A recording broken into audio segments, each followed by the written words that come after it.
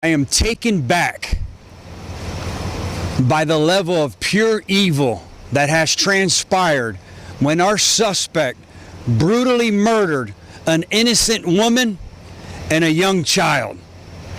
About 5:30 this evening, we receive a 911 call when a roommate who also lives in the mobile home down the road here came home and found our victims.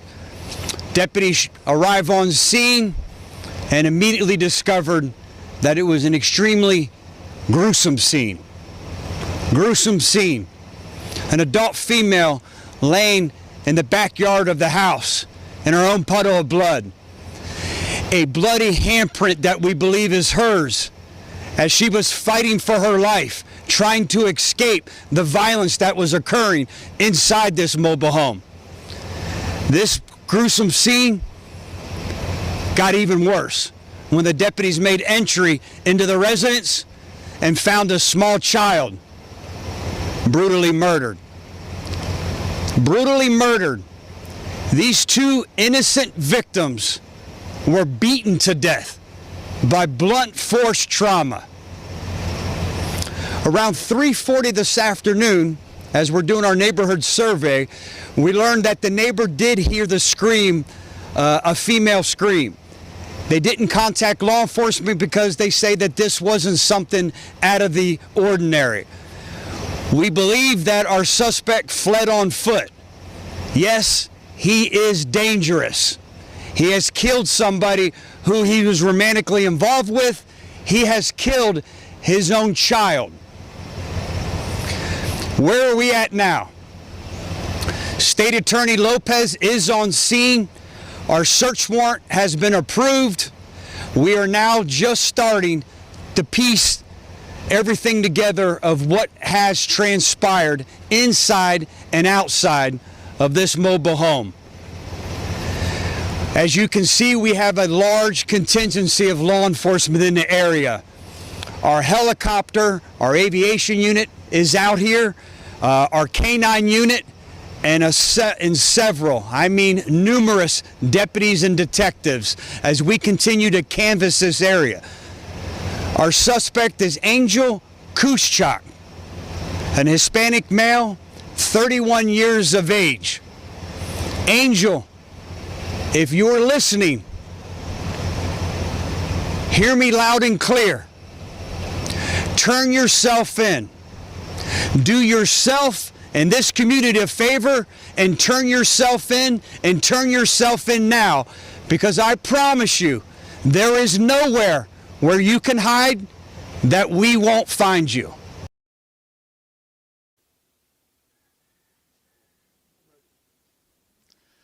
I stood in this very spot late last night and made a commitment to this community that there was nowhere that this murderer would be able to hide that we wouldn't find him.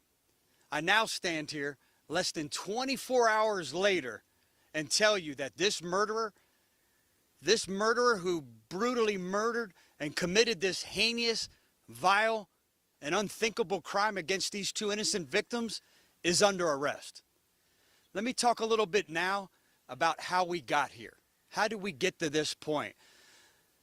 I have to tell you, me as the sheriff and me as someone in this community, like all of you, we shouldn't be more proud of the men and women that are the Hillsborough County Sheriff's Office and what they've accomplished here in the last 24 hours. They were determined and they never gave up. And what I'm announcing here now is as a result of their efforts. Last night we knew that this murderer had about almost a 3-hour head start on us, and he had fled on foot. So we immediately set up a perimeter almost 2.5 to 3 miles wide, because we knew he had this type of head start. Overnight, deputies, detectives, our K-9 units, and our aviators in the sky never gave up. I was here till early in the morning, and it was incredible to watch how this team worked came together, this collaborative effort from all the teams here in the office, from the technology using that infrared camera and looking at heat signatures, watching the different canine units, and they would work as a team, how one dog would get tired and they'd bring another one out and keep the search going. From the bloodhounds, a tremendous asset and resource, all the way to our apprehensive canines. They never gave up. At one point, we got extremely excited after we gave an update last night because we found a bloody shirt that we are confident was his. So we all got excited. We're like, we're going to wrap this up. And then at times throughout the night, we continued to get extremely excited because the dogs would pick up on a scent, then they would lose a scent. This morning now it was time to go into phase 2 of this perimeter search. We wanted to close the perimeter in, hold the perimeter, but start closing it in and do more of a finite grid search. So we called out even more deputies and detectives to do that. Part of that was a contingency of undercover detectives that are in undercover cars where they could go in and get a look without being seen as a law enforcement officer. During this finite search, one of our gang detectives, our undercover detectives, sees a Hispanic male that possibly could be our suspect, could be this person who committed this murder, wearing a heavy jacket, almost like a parka jacket. So he sees this Hispanic male walking out of what is almost like an abandoned barn, abandoned housing area. So he calls it out. I have to talk a second about the professionalism, not only of every deputy that was out here, but of this detective when he showed the kind of restraint. We're taught when you see a bad guy, you run after the bad guy. But he used such great restraint because he knew that if he couldn't capture this murderer before he got into this heavily dense shrubbery and wooded area, that he would make it worse. He would taint the scent of these canines. So a lot of deputies out here overnight use great discipline by staying in their cars, not to taint the scent of the different deputies, either dog throughout the evening. So at some point, our suspect realizes that he's probably a law enforcement officer, sees him looking through the binoculars, and I think figures out the gig is up. So he runs, he refuses commands to stop, and he does just what we were afraid that he would do, and he runs into a heavily wooded and dense area with a lot of overgrown vegetation. When I say overgrown, you can't see maybe 6 inches of foot into it, nonetheless try to navigate into it where he is.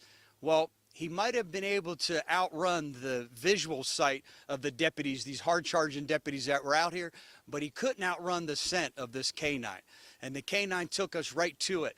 And I'm going to release the body cam footage because it's so amazing, and well, you can see, and it paints a better picture of what these deputies actually had to go through to apprehend this suspect as they're trying to peel the layers back and could barely see him as they're constantly giving commands to surrender, to surrender, to surrender. They give one final command: if you don't surrender, I'm going to release the dog. The dog goes in and does what he's trained to do, either grab by the leg or the arm and try to bring him out to safety where the deputies can place him under arrest. During that, as the canine is grabbing the jacket, he's able to slip out of the jacket. By that time, more detectives were on scene, and they begin to help these 2 canine officers that were trying to apprehend this subject. They pull him into an area that's not as densely populated. When I talk about the vegetation, they continue to give him arrest commands. He is non-compliant the entire time. The body cam footage still shows the great restraint of our deputies. They finally are able to place him under arrest. Now comes the time. This murderer will now face the full weight of the criminal justice system for this heinous and vile murders that he committed against these 2 innocent victims.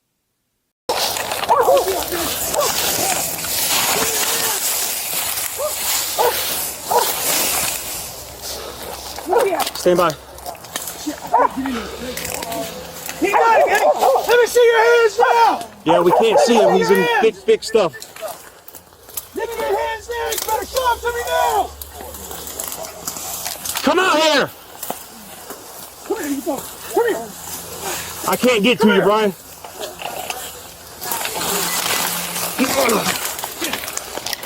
Put your hand behind your back. Put your hand behind your back.